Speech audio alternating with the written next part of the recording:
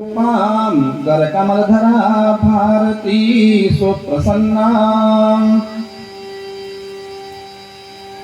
नारायणं नमस्कृत्य नरं चैव नरोत्तमं देवी सरस्वतीं व्यासं ततो जयमुदीरयेत् सच्चिदानन्दरूपाय विश्वोत्पत्त्यादिहेतवे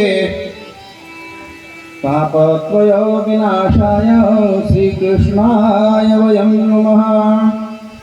श्रीकृष्णाय नमो नमः।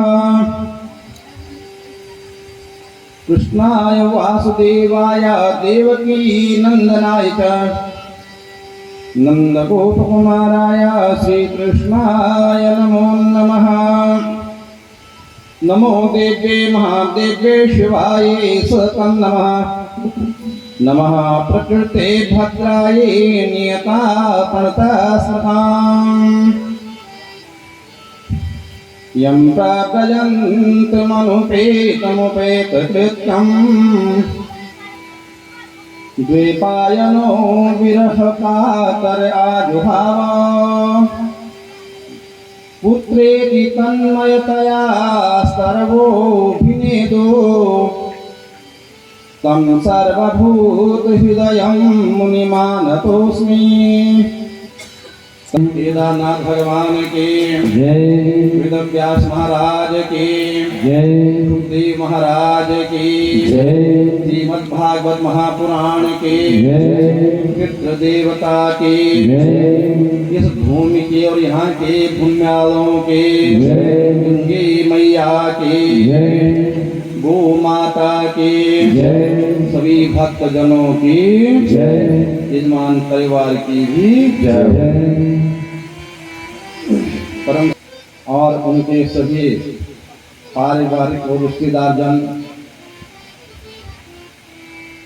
मेरे सम्मुखोपस्थित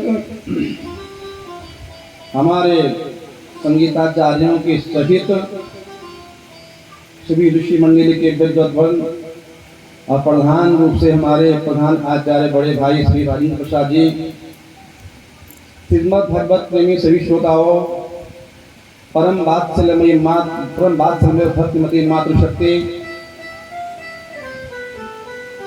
श्रीमद् भगवत गीता के 13वें अध्याय में आता है, आपने सुना होगा कई बार, इदं शरीरं तु कौन्तेय क्षेत्रमित्य विधीयते। भगवान कृष्ण कहते हैं, हे अर्जुन, मनुष्य का जो ये शरीर है, हमारा जो जीवन है ना, एक क्षेत्रम मित्य विधीयते, खेत की तरह से है। ये खेत था, है अभी भी।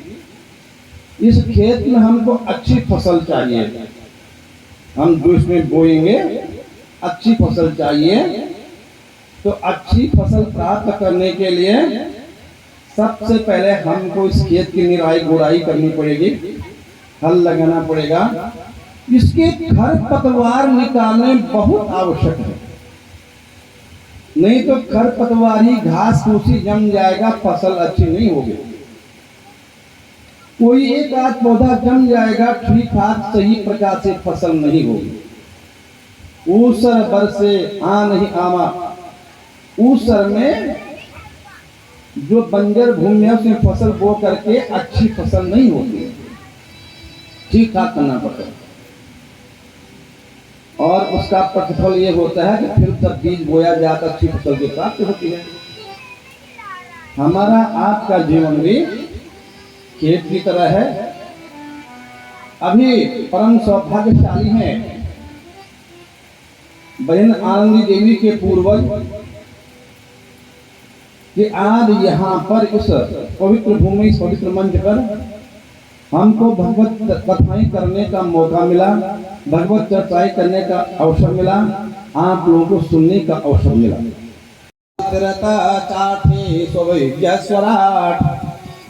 तेने ब्रह्म हृदय आदि कवये मुह्यन्ति यत्सूरया तेजो वारिमृदां यथा विनिमयो यत्र त्रिसर्गो मृषा धाम्ना स्वेन सदा निरस्तकुहकं सत्यं परं धीमहि धर्मा प्रोञ्जति कैतवोऽत्र परमो निर्मत्सराणां सताम् वेद्यं वासवमत्र शिवदं तापत्रयोन्मूलनम् श्रीमद्भागवते महामुनिकृते किं वा परेरीश्वरा सद्यो हृद्यवरुध्यते तकृतवे शुश्रूषवे तदक्षणात् निगमकल्पतरोर्गलितफलं शुकमुखादमृतद्रवसंयुतं पिबत भागवतं रसमालयं मुहुरहो रसिका भुवि भावुकात्।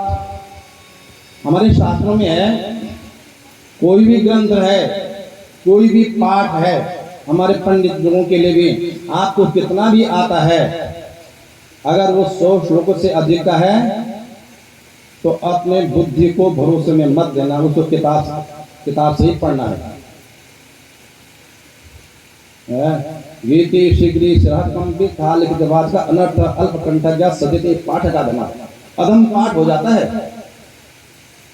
इसलिए यथासंभव जो मुख्य विषय है उसको पुस्तक से पढ़ना ही पढ़ना चाहिए।